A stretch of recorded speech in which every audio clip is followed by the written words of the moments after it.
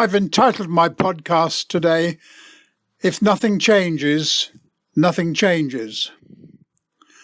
A famous quote whose author I'm afraid I've forgotten.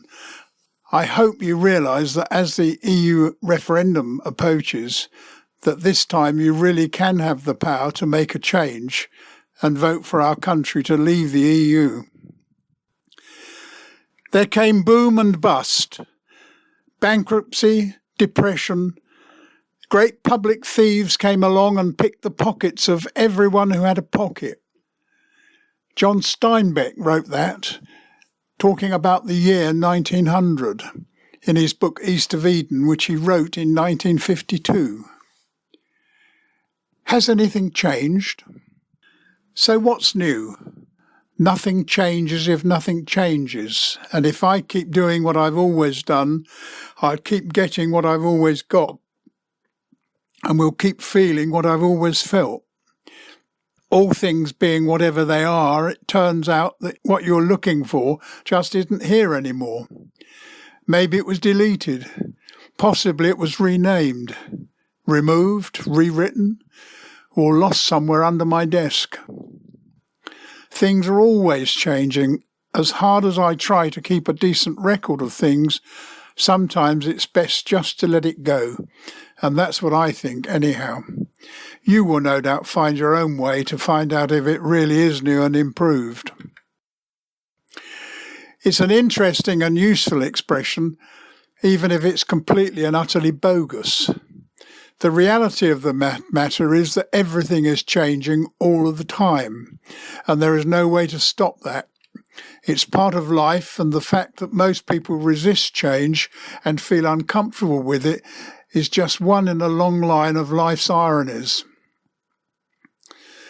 In the time I've taken to read this paragraph, people have been born and some other people have died. Somebody somewhere has just lost their job, whereas somebody else has received the letter telling them that they've got the new one that they wanted. However, whereas things are changing on a rapid and permanent basis, and there is nothing we can do about that, we can at least positively influence much of the change process by the way we act, rather than letting it happen by default. How many times in my long life have I told myself that things cannot get any worse, but they did? Anthony Eden involved me in the Suez debacle, and Harold Macmillan took over. I told myself that things cannot get any worse, but they did. Alec Douglas Hume wasn't there long enough to do any damage, but he was followed by Harold Wilson. I told myself things cannot get any worse, but they did. They really did.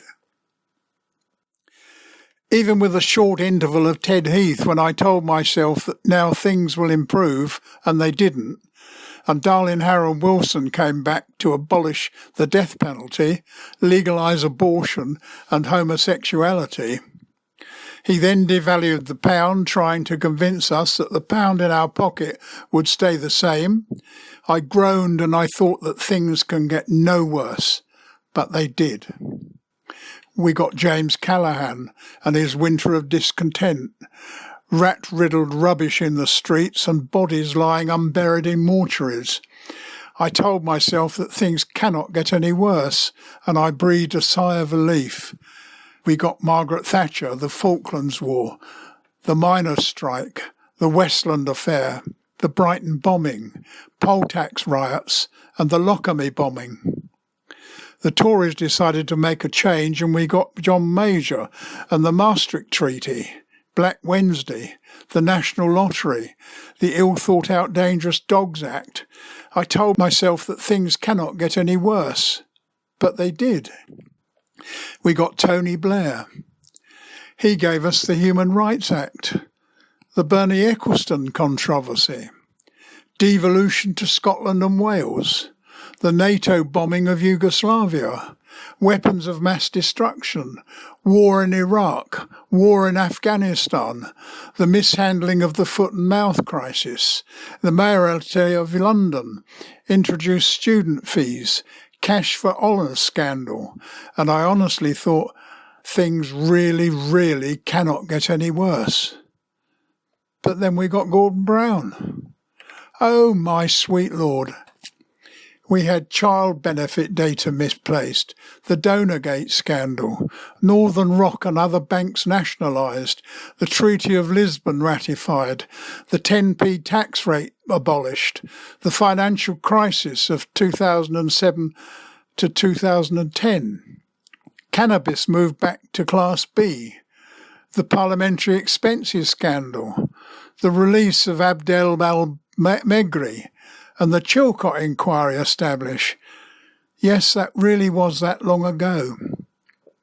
I breathed such a sigh of relief when the electorate threw him out, and then we got David Cameron with the mismatch of coalition U-turners, Nick Clegg, Vince Cable et al.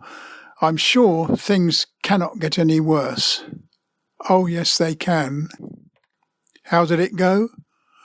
There came boom and bust, bankruptcy, depression, great public thieves came along and picked the pockets of everyone who had a pocket. What hasn't changed is the old homily, shit happens. And in 1994 film Forrest Gump, it was suggested that Forrest Gump created that slang when he was running across the country and a bumper sticker designer asked him about whatever Gump wanted to say so that he could put it on a bumper sticker and sell it.